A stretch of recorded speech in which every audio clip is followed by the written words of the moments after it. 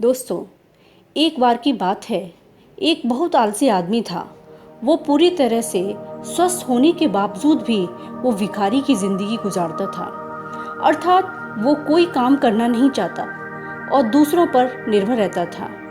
एक दिन उसे कुछ खाने को नहीं मिला तो वो घूमता हुआ एक आम के बगीचे में पहुंच गया।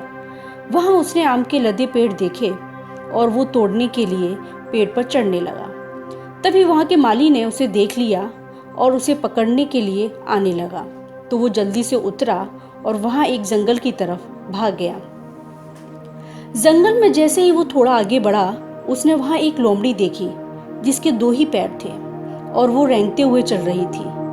आलसी आदमी ने सोचा, ये लोमड़ी अपना खाना कैसे ढूंढती होगी और जानवरों से कैसे अपने आप को बचाती होगी। जैसे ही वो ये सब सोच रहा था, तभी वहां उसने देखा एक शेर मुंह में एक मांस का टुकड़ा लिए आ रहा है और सभी जानवर उसे देखकर भागने लगे और वो भी एक पेड़ पर चढ़ गया।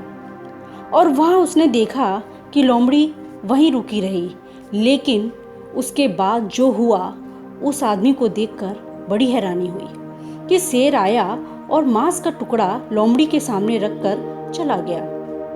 ये देखकर आलसी आदमी को हैरानी तो बहुत हुई, परंतु उसे खुशी भी हुई कि भगवान जिन्होंने सभी को बनाया है, वो उन सभी चीज़ों की देखभाल के लिए कुछ ना कुछ जरूर निर्धारित करते हैं।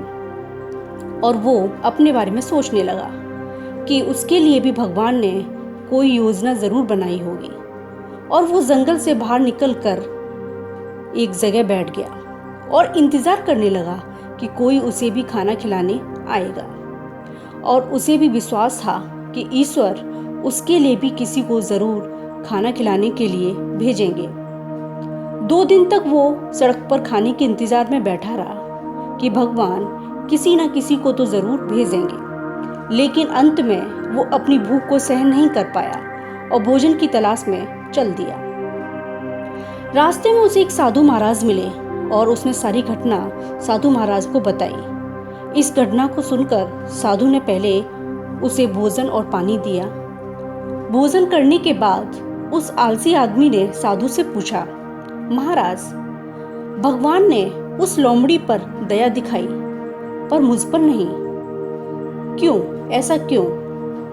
मेरी सहायता के लिए किसी को क्यों नहीं भेजा? उसकी बात सुनकर साधु ने मुस्कुराते हुए कहा, और यह भी सच है कि भगवान के पास सभी के लिए कुछ ना कुछ उपाय हैं, लेकिन हमें भी ये पता है कि भगवान की मर्जी के बिना कुछ नहीं हो सकता। लेकिन बेटा, वो नहीं चाहते कि तुम एक लोमड़ी की तरह रहो, वो चाहते हैं कि तुम एक शेर की तरह बनो और अपना जीवन यापन करो। और इस तरह हमें इस कहानी से सीखने को मिलता है कि ईश्वर ने हम सभी को बनाया है, साथ ही साथ एक बहुत प्रभावशाली दिमाग भी दिया है जिसकी मदद से हम आगे बढ़ सकते हैं। जिन्होंने इस दिमाग का यूज कर लिया वो अपनी जिंदगी में बहुत ऊंचाई तक पहुंचते हैं, और जिन्होंने अपने आप को नहीं पहचाना वो वहीं के वहीं रह जाते हैं और उस आलसी आदमी की तरह दूसरों पर निर्भर रहते हैं।